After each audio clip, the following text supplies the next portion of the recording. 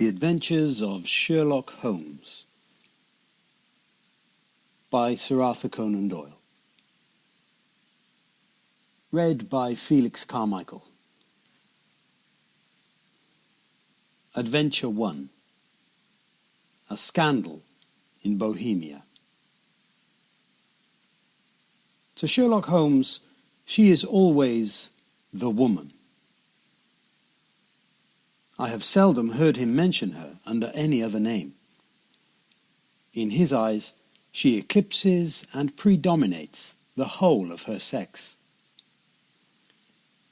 It was not that he felt any emotion akin to love for Irene Adler. All emotions, and that one particularly, were abhorrent to his cold, precise, but admirably balanced mind. He was, I take it, the most perfect reasoning and observing machine that the world has seen. But as a lover, he would have placed himself in a false position. He never spoke of the softer passions, save with a jibe and a sneer. They were admirable things for the observer, excellent for drawing the veil from men's motives and actions. But for the trained reasoner to admit such intrusions into his own delicate and finely adjusted temperament was to introduce a distracting factor which might throw a doubt upon all his mental results. Grit in a sensitive instrument, or a crack in one of his own high-power lenses, would not be more disturbing than a strong emotion in a nature such as his. And yet, there was but one woman to him, and that woman was the late Irene Adler, of dubious and questionable memory. I had seen little of Holmes lately. My marriage had drifted us away from each other. My own complete happiness, and the home-centered interests which rise up around the man who first finds himself master of his own establishment, were sufficient to absorb all my attention, while Holmes, who loathed every form of society with his whole Bohemian soul, remained in our lodgings in Baker Street, buried among his old books, and alternating from week to week between cocaine and ambition, the drowsiness of the drug, and the fierce energy of his own keen nature. He was still, as ever, deeply attracted by the study of crime, and occupied his immense faculties and extraordinary powers of observation in following out those clues and clearing up those mysteries which had been abandoned as hopeless by the official police. From time to time, I heard some vague account of his doings, of his summons to Odessa in the case of the Trepoff murder, of his clearing up of the singular tragedy of the Atkinson brothers at Trincomalee, and finally of the mission which he had accomplished so delicately and successfully for the reigning family of Holland. Beyond these signs of his activity, however, which I merely shared with all the readers of the daily press, I knew little of my former friend and companion. One night, it was on the 20th of March, 1888, I was returning from a journey to a patient, for I had now returned to civil practice, when my way led me through Baker Street. As I passed the well-remembered door, which must always be associated in my mind with my wooing, and with the dark incidents of the study in scarlet, I was seized with a keen desire to see Holmes again, and to know how he was employing his extraordinary powers. His rooms were brilliantly lit, and, even as I looked up, I saw his tall, spare figure pass twice in a dark silhouette against the blind. He was pacing the room swiftly, eagerly, with his head sunk upon his chest, and his hands clasped behind him. To me, who knew his every mood and habit, his attitude and manner told their own story. He was at work again. He had risen out of his drug-created dreams and was hot upon the scent of some new problem. I rang the bell and was shown up to the chamber, which had formerly been in part my own. His manner was not effusive. It seldom was, but he was glad, I think, to see me. With hardly a word spoken, but with a kindly eye, he waved me to an armchair, threw across his case of cigars, and indicated a spirit case and a gasogene in the corner. Then he stood before the fire and looked me over in his singular, introspective fashion. "Wedlock suits you," he remarked. "I think, Watson, that you have put on 7.5 pounds since I saw you." "7," I answered. "Indeed, I should have thought a little more. Just a trifle more, I fancy, Watson. And in practice again, I observe. You did not tell me that you intended to go into harness." "Then how do you know?" "I see it. I deduce it. How do I know that you have been getting yourself very wet lately, and that you have a most clumsy and careless servant girl?" "My dear Holmes," said I, "this is too much. You would certainly have been burned had you lived a few centuries ago. It is true that I had a country walk on Thursday, and came home in a dreadful mess. But as I have changed my clothes, I can't imagine how you deduce it. As to Mary Jane, she is incorrigible, and my wife has given her notice. But there again, I fail to see how you work it out." He chuckled to himself and rubbed his long, nervous hands together. "It is simplicity itself," said he. "My eyes tell me that on the inside of your left shoe, just where the firelight strikes it, the leather is scored by 6 almost parallel cuts. Obviously, they have been caused by someone who has very carefully scraped round the edges of the sole in order to remove crusted mud from it. Hence, you see, my double deduction that you have been out in vile weather, and that you had a particularly malignant boot-slitting specimen of the London slavery. As to your practice, if a gentleman walks into my rooms, smelling of iodoform, with a black mark of nitrate of silver upon his right forefinger, and a bulge on the right side of his top hat to show where he has secured his stethoscope, I must be dull indeed if I do not pronounce him to be an active member of the medical profession."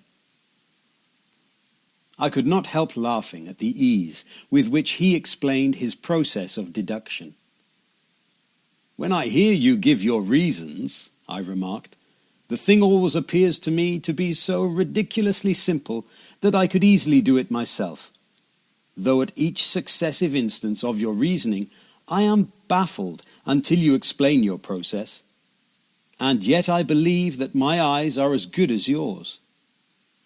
"Quite so," he answered, lighting a cigarette and throwing himself down into an armchair.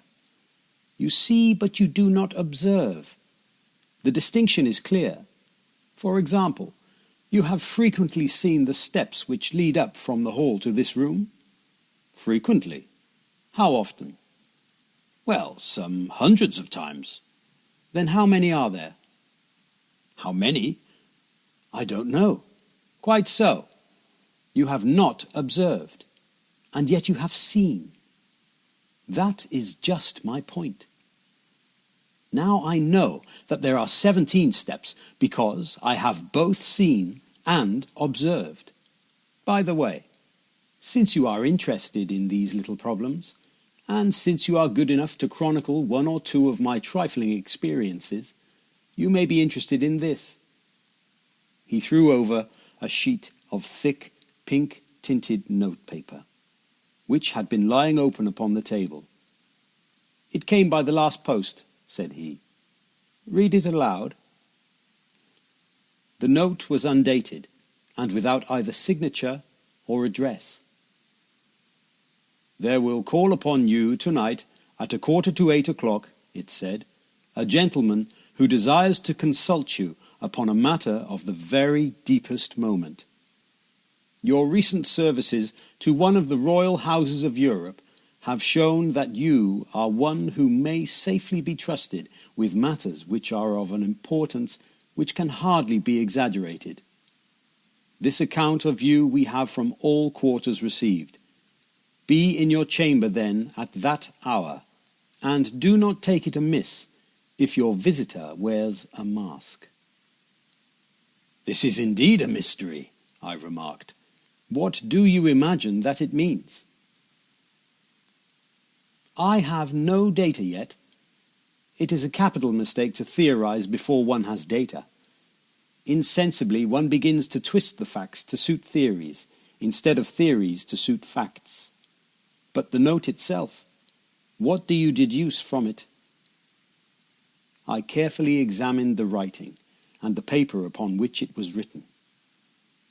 "The man who wrote it was presumably well-to-do," I remarked, endeavouring to imitate my companion's process. "Such paper could not be bought under £0.50 a packet."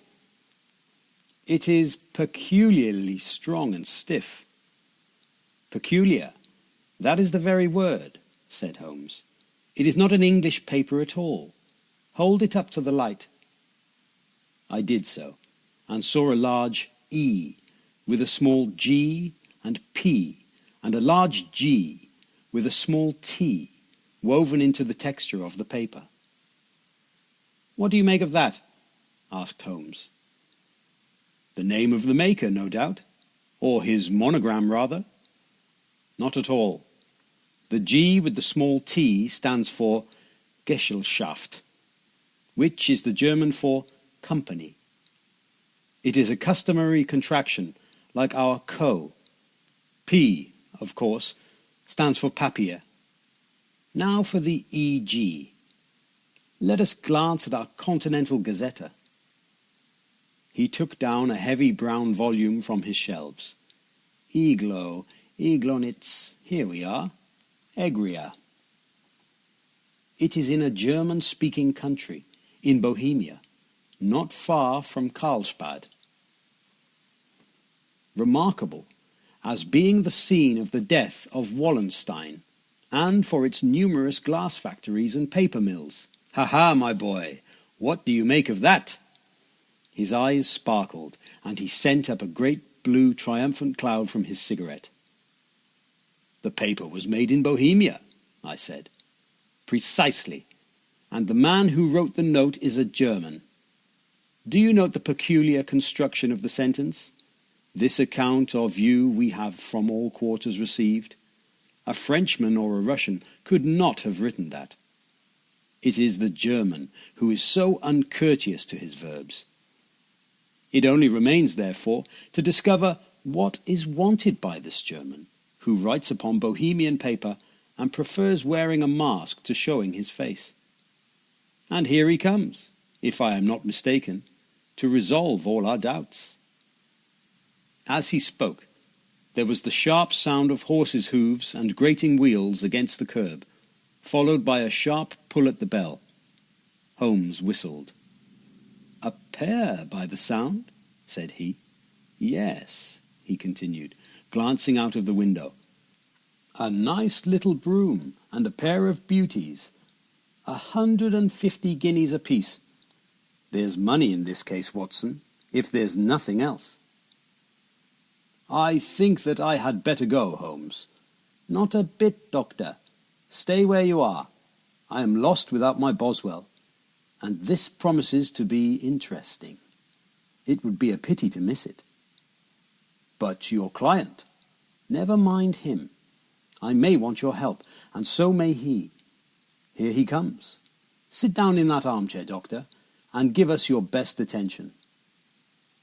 A slow and heavy step, which had been heard upon the stairs and in the passage, paused immediately outside the door.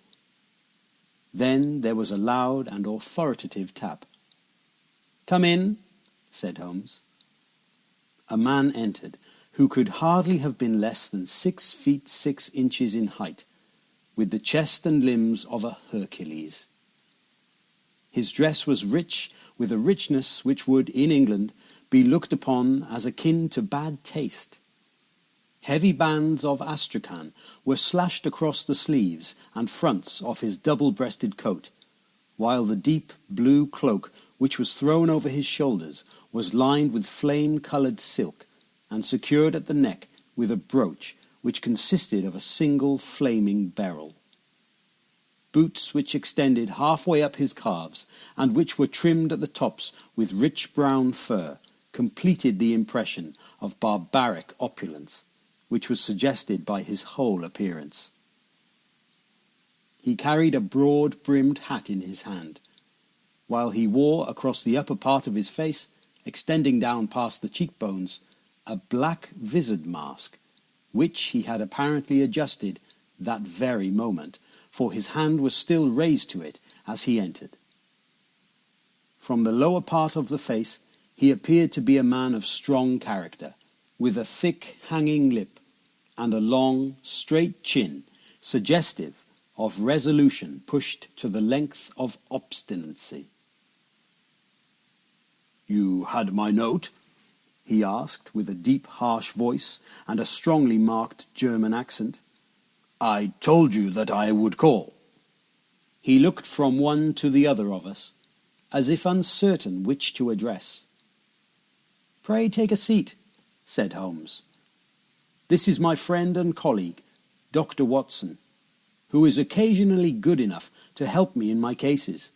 Whom have I the honour to address?" "You may address me as the Count von Kramm, a Bavarian nobleman. I understand that this gentleman, your friend, is a man of honour and discretion, whom I may trust with a matter of the most extreme importance. If not, I should much prefer to communicate with you alone." I rose to go, but Holmes caught me by the wrist and pushed me back into my chair. "It is both or none," said he. "You may say before this gentleman anything which you may say to me." The Count shrugged his broad shoulders. "Then I must begin," said he, "by binding you both to absolute secrecy for 2 years. At the end of that time, the matter will be of no importance. At present, it is not too much to say that it is of such weight it may have an influence upon European history." "I promise," said Holmes. "And I." "You will excuse this mask," continued our strange visitor. "The august person who employs me wishes his agent to be unknown to you, and I may confess at once that the title by which I have just called myself is not exactly my own." "I was aware of it," said Holmes dryly. "The circumstances are of great delicacy, and every precaution has to be taken to quench what might grow to be an immense scandal and seriously compromise one of the reigning families of Europe. To speak plainly, the matter implicates the great house of Ormstein, hereditary kings of Bohemia." "I was also aware of that," murmured Holmes, settling himself down in his armchair and closing his eyes. Our visitor glanced with some apparent surprise at the languid, lounging figure of the man who had been, no doubt, depicted to him as the most incisive reasoner and most energetic agent in Europe. Holmes slowly reopened his eyes and looked impatiently at his gigantic client. "If your Majesty would condescend to state your case," he remarked, "I should be better able to advise you." The man sprang from his chair and paced up and down the room in uncontrollable agitation. Then, with a gesture of desperation, he tore the mask from his face and hurled it upon the ground. "You are right," he cried. "I am the king. Why should I attempt to conceal it?" "Why indeed?" murmured Holmes. Your Majesty had not spoken before I was aware that I was addressing Wilhelm Gostrik Sigismund von Ormstein, Grand Duke of Kassel-Felstein, and hereditary King of Bohemia. "But you can understand," said our strange visitor, sitting down once more and passing his hand over his high white forehead. "You can understand that I am not accustomed to doing such business in my own person. Yet the matter was so delicate that I could not confide it to an agent without putting myself in his power. I have come incognito from Prague for the purpose of consulting you." "Then pray consult," said Holmes, shutting his eyes once more. "The facts are briefly these. Some 5 years ago, during a lengthy visit to Warsaw, I made the acquaintance of a well-known adventuress, Irene Adler. The name is no doubt familiar to you." "Kindly look her up in my index, Doctor," murmured Holmes, without opening his eyes. For many years he had adopted a system of docketing all paragraphs concerning men and things, so that it was difficult to name a subject or a person on which he could not at once furnish information. In this case I found her biography sandwiched in between that of a Hebrew rabbi and that of a staff commander, who had written a monograph upon the deep-sea fishes. "Let me see," said Holmes. Born in New Jersey in the year 1858. Contralto, La Scala, Prima donna, Imperial Opera of Warsaw, yes. Retired from operatic stage, living in London, quite so. Your Majesty, as I understand, became entangled with this young person, wrote her some compromising letters, and is now desirous of getting those letters back." "Precisely so. But how—" "Was there a secret marriage?" "None." "No legal papers or certificates?" "None." "Then I fail to follow your Majesty. If this young person should produce her letters for blackmailing or other purposes, how is she to prove their authenticity?" "There is the writing." "Pooh, forgery." "My private notepaper." "Stolen." "My own seal." "Imitated." "My photograph." "Bought." "We were both in the photograph." "Oh dear. That is very bad. Your Majesty has indeed committed an indiscretion." "I was mad, insane." "You have compromised yourself seriously." "I was only Crown Prince then. I was young. I am but 30 now." "It must be recovered." "We have tried and failed." "Your Majesty must pay. It must be bought." "She will not sell." "Stolen then." 5 attempts have been made. Twice burglars in my pay ransacked her house. Once we diverted her luggage when she travelled. Twice she has been waylaid. There has been no result." "No sign of it?" "Absolutely none." Holmes laughed. "It is quite a pretty little problem," said he. "But a very serious one to me," returned the king reproachfully. "Very indeed. And what does she propose to do with the photograph?" "To ruin me." "But how?" "I am about to be married." "So I have heard." "To Clotilde Lothman von Saxe-Meiningen, second daughter of the King of Scandinavia. You may know the strict principles of her family. She is herself the very soul of delicacy. A shadow of a doubt as to my conduct would bring the matter to an end." "And Irene Adler?" "Threatens to send them the photograph. And she will do it.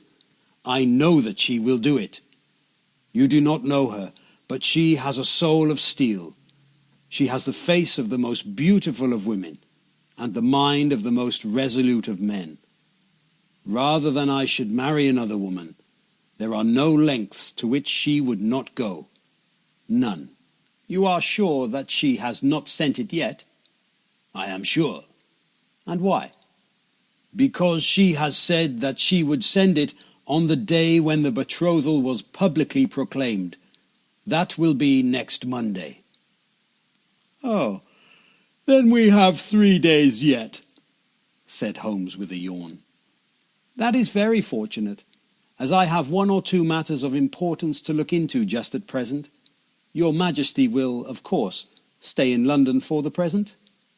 Certainly. You will find me at the Langham, under the name of the Count von Cram. Then I shall drop you a line to let you know how we progress. Pray do so. I shall be all anxiety. Then, as to money? You have carte blanche. Absolutely. I tell you, I would give one of the provinces of my kingdom to have that photograph. And for present expenses? The king took a heavy chamois leather bag from under his cloak and laid it on the table. There are £300 in gold and 700 in notes, he said. Holmes scribbled a receipt upon a sheet of his notebook and handed it to him. And Mademoiselle's address? He asked. It is Briony Lodge, Serpentine Avenue, St. John's Wood. Holmes took a note of it. One other question, said he. Was the photograph a cabinet? It was. Then good night, Your Majesty, and I trust that we will soon have some good news for you. And good night, Watson, he added, as the wheels of the royal brougham rolled down the street. If you will be good enough to call tomorrow afternoon at 3 o'clock, I should like to chat this little matter over with you. At 3 o'clock precisely, I was at Baker Street, but Holmes had not yet returned. The landlady informed me that he had left the house shortly after 8 o'clock in the morning. I sat down beside the fire, however, with the intention of awaiting him, however long he might be. I was already deeply interested in his inquiry, for though it was surrounded by none of the grim and strange features which were associated with the 2 crimes which I had already recorded, still the nature of the case and the exalted station of his client gave it a character of its own. Indeed, apart from the nature of the investigation which my friend had on hand, there was something in his masterly grip of the situation and his keen, incisive reasoning which made it a pleasure to me to study his system of work and to follow the quick, subtle methods by which he disentangled the most inextricable mysteries. So accustomed was I to his invariable success that the very possibility of his failing had ceased to enter into my head. It was close upon 4 before the door opened, and a drunken-looking groom, ill-kempt and side-whiskered, with an inflamed face and disreputable clothes, walked into the room. Accustomed as I was to my friend's amazing powers in the use of disguises, I had to look 3 times before I was certain that it was indeed he. With a nod, he vanished into the bedroom, whence he emerged in 5 minutes, tweed-suited and respectable, as of old. Putting his hands into his pockets, he stretched out his legs in front of the fire and laughed heartily for some minutes. "Well, really," he cried, and then he choked and laughed again until he was obliged to lie back, limp and helpless in the chair. "What is it?" "It's quite too funny. I'm sure you could never guess how I employed my morning, or what I ended by doing." "I can't imagine. I suppose that you have been watching the habits, and perhaps the house, of Miss Irene Adler." "Quite so. But the sequel was rather unusual. I will tell you, however. I left the house a little after 8 o'clock this morning, in the character of a groom out of work. There is a wonderful sympathy and freemasonry among horsery men. Be one of them, and you will know all there is to know. I soon found Bryony Lodge. It is a bijou villa, with a garden at the back, but built out in front right up to the road, 2 stories. Chubb lock to the door. Large sitting room on the right side, well furnished, with long windows almost to the floor, and those preposterous English window fasteners which a child could open. Behind there was nothing remarkable, save that the passage window could be reached from the top of the coach-house. I walked round it and examined it closely from every point of view, but without noting anything else of interest. I then lounged down the street and found, as I expected, that there was a mews in a lane which runs down by one wall of the garden. I lent the ostlers a hand in rubbing down their horses, and received in exchange 2d, a glass of half and half, 2 fills of shag tobacco, and as much information as I could desire about Miss Adler, to say nothing of 6 other people in the neighbourhood, in whom I was not in the least interested, but whose biographies I was compelled to listen to. "And what of Irene Adler?" I asked. "Oh, she has turned all the men's heads down in that part. She is the daintiest thing under a bonnet on this planet. So say the Serpentine Mews to a man. She lives quietly, sings at concerts, drives out at 5 every day and returns at 7 sharp for dinner. Seldom goes out at other times, except when she sings. Has only 1 male visitor, but a good deal of him. He is dark, handsome, and dashing, never calls less than once a day, and often twice. He is a Mr. Godfrey Norton of the Inner Temple. See the advantages of a cabman as a confidant. They had driven him home 12 times from Serpentine Mews, and knew all about him. When I had listened to all they had to tell, I began to walk up and down near Bryony Lodge once more, and to think over my plan of campaign. This Godfrey Norton was evidently an important factor in the matter. He was a lawyer. That sounded ominous. What was the relation between them, and what the object of his repeated visits? Was she his client, his friend, or his mistress? If the former, she had probably transferred the photograph to his keeping. If the latter, it was less likely. On the issue of this question depended whether I should continue my work at Bryony Lodge, or turn my attention to the gentlemen's chambers in the Temple. It was a delicate point, and it widened the field of my inquiry. I fear that I bore you with these details, but I have to let you see my little difficulties, if you are to understand the situation. "I am following you closely," I answered.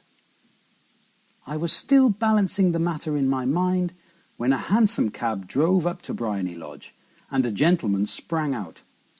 He was a remarkably handsome man, dark, aquiline, and moustached, evidently the man of whom I had heard. He appeared to be in a great hurry, shouted to the cabman to wait, and brushed past the maid who opened the door, with an air of a man who was thoroughly at home. He was in the house about half an hour, and I could catch glimpses of him in the windows of the sitting-room, pacing up and down, talking excitedly and waving his arms. Of her I could see nothing. Presently he emerged, looking even more flurried than before. As he stepped up to the cab, he pulled a gold watch from his pocket and looked at it earnestly. "Drive like the devil," he shouted. "First to Gross and Hankey's in Regent Street, and then to the Church of St. Monica in the Edgware Road. 1/2 guinea if you do it in 20 minutes. Away they went, and I was just wondering whether I should not do well to follow them, when up the lane came a neat little landau, the coachman with his coat only half buttoned and his tie under his ear, while all the tags of his harness were sticking out of the buckles. It hadn't pulled up before she shot out of the hall door and into it. I only caught a glimpse of her at the moment, but she was a lovely woman, with a face that a man might die for. "The Church of St. Monica, John," she cried, "and half a sovereign if you reach it in 20 minutes. This was quite too good to lose, Watson. I was just balancing whether I should run for it, or whether I should perch behind her landau when a cab came through the street. The driver looked twice at such a shabby fare, but I jumped in before he could object. "The Church of St. Monica," I said, "and half a sovereign if you reach it in 20 minutes. It was 25 minutes to 12, and of course it was clear enough what was in the wind. My cabby drove fast. I don't think I ever drove faster, but the others were there before us. The cab and the landau with their steaming horses were in front of the door when I arrived. I paid the man and hurried into the church. There was not a soul there, save the two whom I had followed, and a surpliced clergyman who seemed to be expostulating with them. They were all three standing in a knot in front of the altar. I lounged up the side aisle like any other idler who has dropped into a church. Suddenly, to my surprise, the three at the altar faced round to me, and Godfrey Norton came running as hard as he could towards me. "Thank God," he cried. "You'll do. Come, come." "What then?" I asked. "Come, man. Come only 3 minutes, or it won't be legal."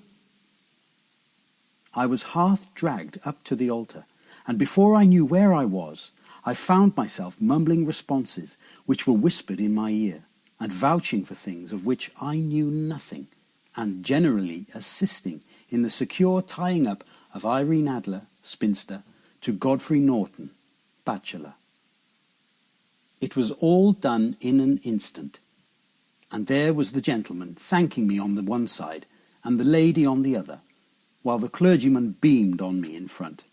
It was the most preposterous position in which I ever found myself in my life, and it was the thought of it that started me laughing just now. It seems that there had been some informality about their license, that the clergyman absolutely refused to marry them without a witness of some sort, and that my lucky appearance saved the bridegroom from having to sally out into the streets in search of a best man. The bride gave me a sovereign, and I mean to wear it on my watch chain in memory of the occasion.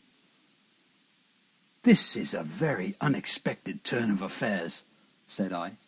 "And what then?" "Well, I found my plans very seriously menaced. It looked as if the pair might take an immediate departure, and so necessitate very prompt and energetic measures on my part. At the church door, however, they separated, he driving back to the temple, and she to her own house. "I shall drive out in the park at 5 as usual," she said as she left him. I heard no more. They drove away in different directions, and I went off to make my own arrangements. "Which are?" "Some cold beef and a glass of beer," he answered, ringing the bell. "I have been too busy to think of food, and I am likely to be busier still this evening. By the way, Doctor, I shall want your cooperation." "I shall be delighted." "You don't mind breaking the law?" "Not in the least." "Nor running a chance of arrest?" "Not in a good cause." "Oh, the cause is excellent." "Then I am your man." "I was sure that I might rely on you." "But what is it you wish?" "When Mrs. Turner has brought in the tray, I will make it clear to you. Now," he said as he turned hungrily on the simple fare that our landlady had provided, "I must discuss it while I eat, for I have not much time. It is nearly 5 now. In 2 hours we must be on the scene of action. Miss Irene Adler, or Madame rather, returns from her drive at 7. We must be at Briony Lodge to meet her." "And what then?" "You must leave that to me. I have already arranged what is to occur. There is only one point on which I must insist. You must not interfere, come what may. You understand? I am to be neutral? To do nothing whatever. There will probably be some small unpleasantness. Do not join in it. It will end in my being conveyed into the house. 4 or 5 minutes afterwards, the sitting-room window will open. You are to station yourself close to that open window. Yes. You are to watch me, for I will be visible to you. Yes. And when I raise my hand, so, you will throw into the room what I give you to throw, and will, at the same time, raise the cry of fire. You quite follow me? Entirely. It is nothing very formidable, he said, taking a long cigar-shaped roll from his pocket. It is an ordinary plumber's smoke rocket, fitted with a cap at either end to make it self-lighting. Your task is confined to that. When you raise your cry of fire, it will be taken up by quite a number of people. You may then walk to the end of the street, and I will rejoin you in 10 minutes. I hope that I have made myself clear. I am to remain neutral, to get near the window, to watch you, and at the signal to throw in this object, then to raise the cry of fire, and to wait you at the corner of the street. Precisely. Then you may entirely rely on me. That is excellent. I think, perhaps, it is almost time that I prepare for the new role I have to play.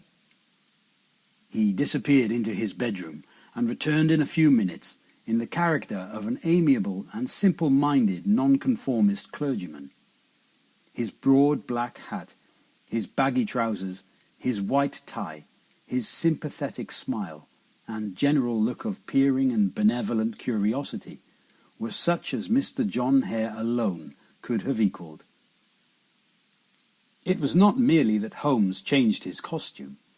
His expression, his manner, his very soul seemed to vary with every fresh part that he assumed. The stage lost a fine actor, even as science lost an acute reasoner, when he became a specialist in crime.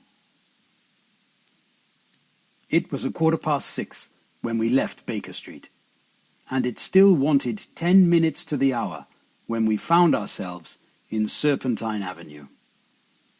It was already dusk, and the lamps were just being lighted as we paced up and down in front of Briony Lodge, waiting for the coming of its occupant. The house was just such as I had pictured it from Sherlock Holmes's succinct description, but the locality appeared to be less private than I expected. On the contrary, for a small street in a quiet neighbourhood, it was remarkably animated.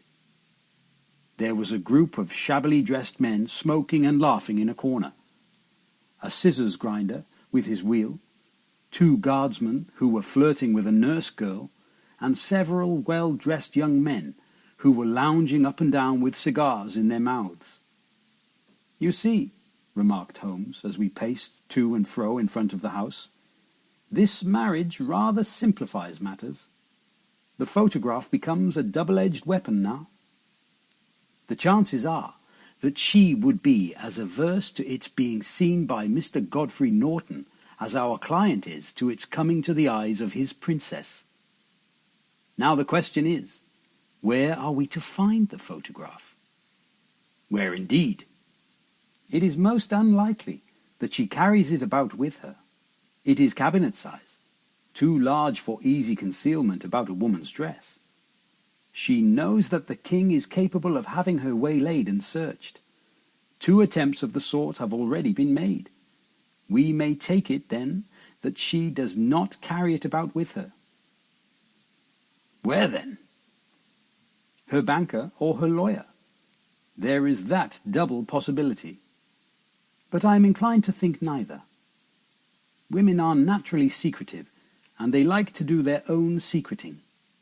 Why should she hand it over to anyone else?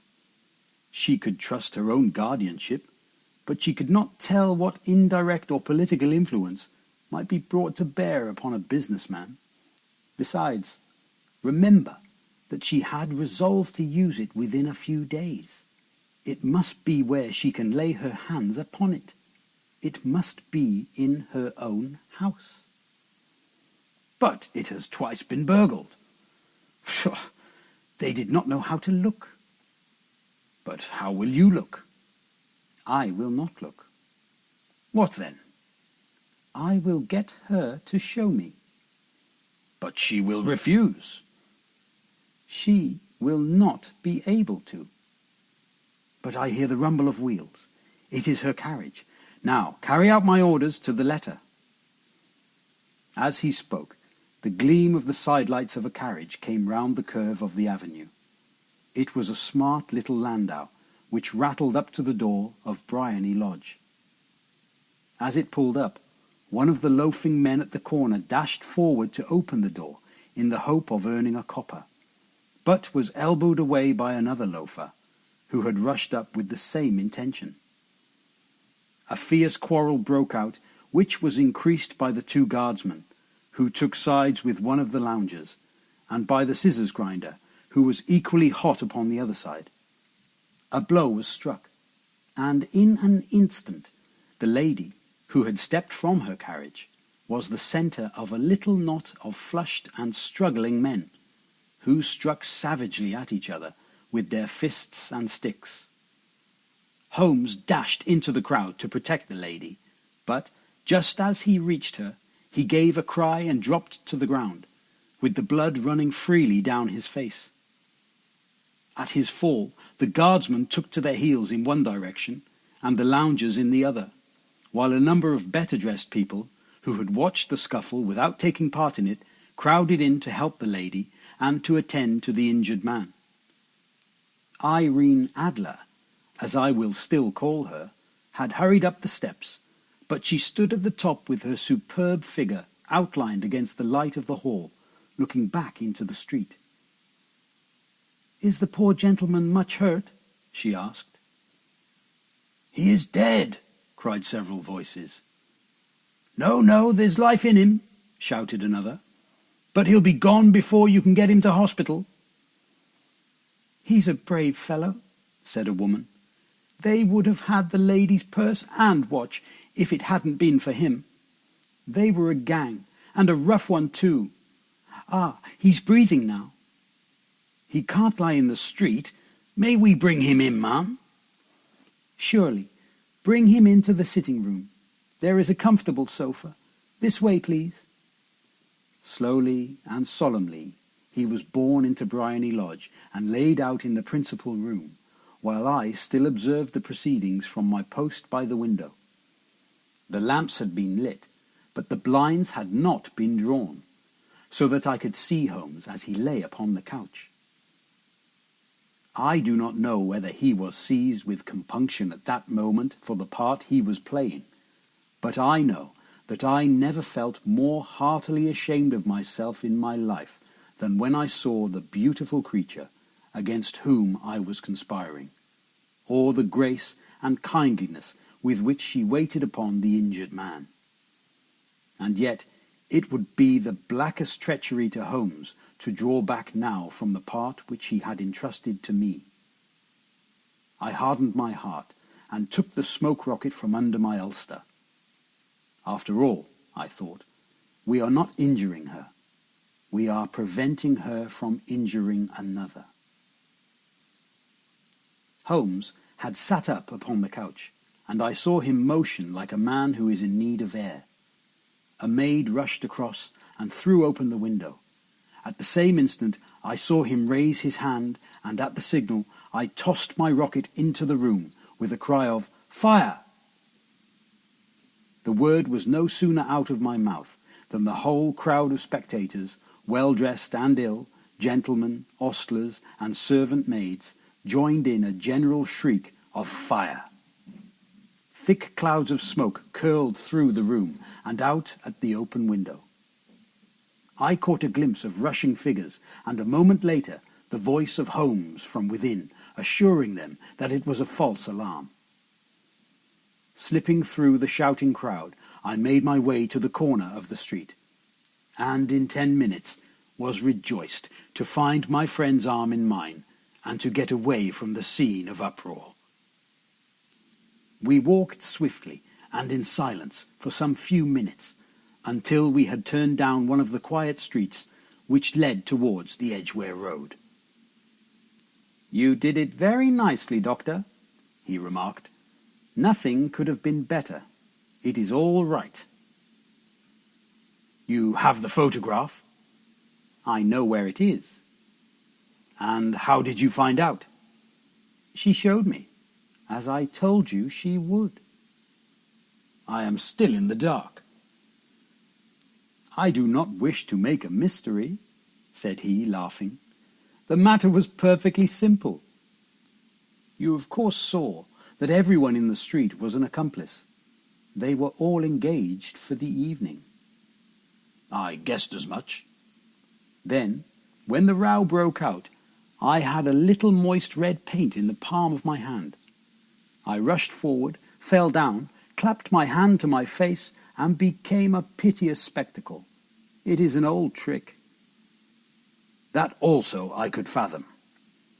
"Then they carried me in. She was bound to have me in. What else could she do? And into her sitting room, which was the very room which I suspected. It lay between that and her bedroom, and I was determined to see which. They laid me on a couch. I motioned for air. They were compelled to open the window, and you had your chance." "How did that help you?" "It was all important. When a woman thinks that her house is on fire, her instinct is at once to rush to the thing which she values most. It is a perfectly overpowering impulse, and I have more than once taken advantage of it. In the case of the Darlington substitution scandal, it was of use to me, and also in the Arnsworth Castle business. A married woman grabs at her baby, an unmarried one reaches for her jewel box. Now it was clear to me that Our Lady of today had nothing in the house more precious to her than what we are in quest of. She would rush to secure it. The alarm of fire was admirably done. The smoke and shouting were enough to shake nerves of steel. She responded beautifully. The photograph is in a recess behind a sliding panel just above the right bell pull. She was there in an instant, and I caught a glimpse of it as she half drew it out. When I cried out that it was a false alarm, she replaced it, glanced at the rocket, rushed from the room, and I have not seen her since. I rose, and making my excuses, escaped from the house. I hesitated whether to attempt to secure the photograph at once, but the coachman had come in, and as he was watching me narrowly, it seemed safer to wait. A little over-precipitance may ruin all. "And now?" I asked. "Our quest is practically finished. I shall call with the king tomorrow, and with you, if you care to come with us. We will be shown into the sitting room to wait for the lady, but it is probable that when she comes, she may find neither us nor the photograph. It might be a satisfaction to His Majesty to regain it with his own hands." "And when will you call?"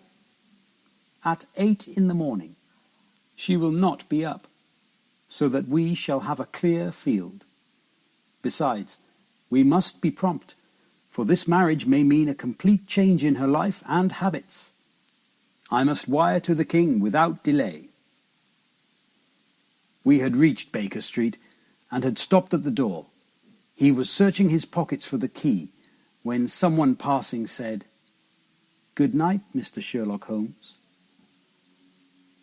There were several people on the pavement at the time, but the greeting appeared to come from a slim youth in an ulster who had hurried by. "I've heard that voice before," said Holmes, staring down the dimly lit street. "Now I wonder who the deuce that could have been." slept at Baker Street that night, and we were engaged upon our toast and coffee in the morning when the King of Bohemia rushed into the room. "You have really got it?" he cried, grasping Sherlock Holmes by either shoulder and looking eagerly into his face. "Not yet." "But you have hopes?" "I have hopes." "Then come, I am all impatience to be gone." "We must have a cab." "No, my brougham is waiting."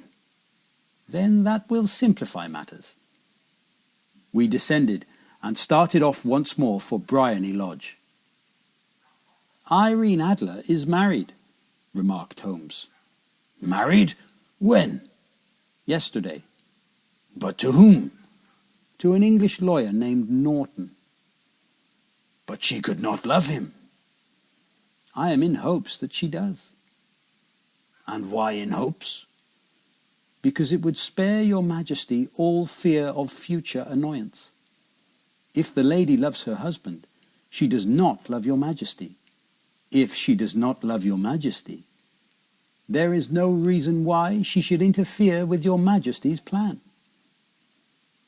"It is true, and yet, well, I wish she had been of my own station. What a queen she would have made." He relapsed into a moody silence, which was not broken until we drew up in Serpentine Avenue. The door of Briony Lodge was open, and an elderly woman stood upon the steps. She watched us with a sardonic eye as we stepped from our brougham. "Mr. Sherlock Holmes, I believe," said she. "I am Mr. Holmes," answered my companion, looking at her with a questioning and rather startled gaze. "Indeed. My mistress told me that you were likely to call. She left this morning with her husband by the 5:15 train from Charing Cross for the Continent."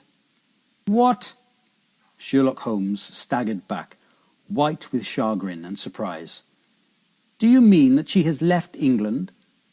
"Never to return." "And the papers?" asked the king hoarsely.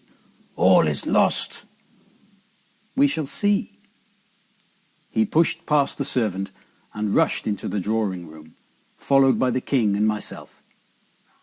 The furniture was scattered about in every direction, with dismantled shelves and open drawers, as if the lady had hurriedly ransacked them before her flight.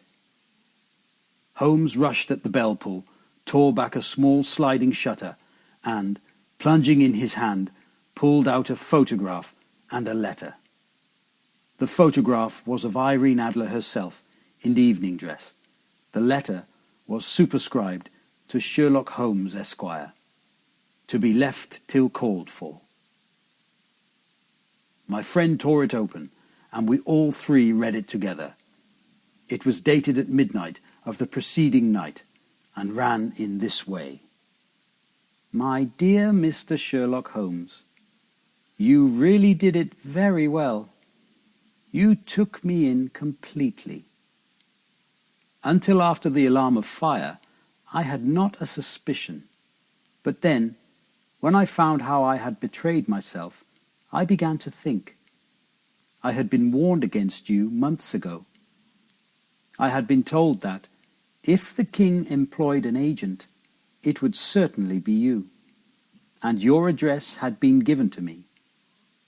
Yet with all this, you made me reveal what you wanted to know.